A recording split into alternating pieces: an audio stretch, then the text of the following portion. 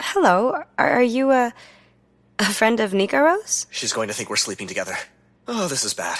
She'll never talk to me again. Quick, tell her you're my sister. I'm his sister, Yumi.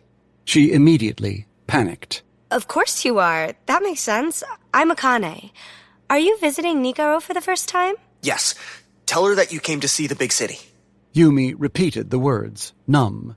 Maybe, well, if the hero was telling her to say these things, maybe they didn't count as lies. After all, the spirits had sent him to her. He must know what he was doing. So instead of worrying, she tried to figure out this woman with a strange dress and kindly smile. Close the door.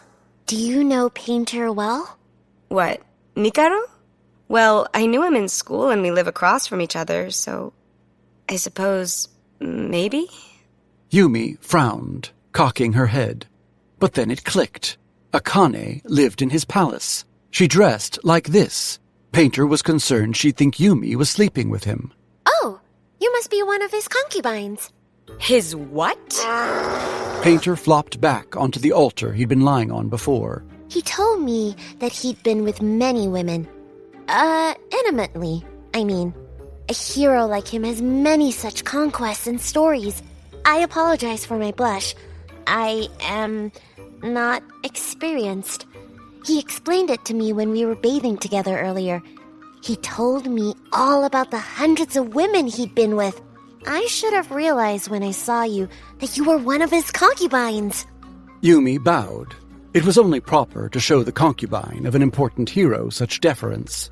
When she came up from her bow, however, she noticed the look of disgust on Akane's face, which quickly became a look of violent anger, Akane's nose wrinkling in a sneer. He said all of that? Oh no.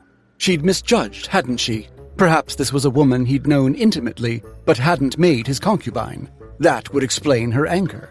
Except something about the way she was fuming.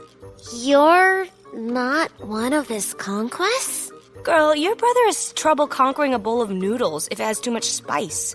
He's a mighty hero, though, right? Hero? She turned and stalked away down the corridor, wearing shoes that did not look like they would survive the ground's heat. But then Yumi was beginning to think maybe this place wasn't ever hot. She shut the door, then put her back to it.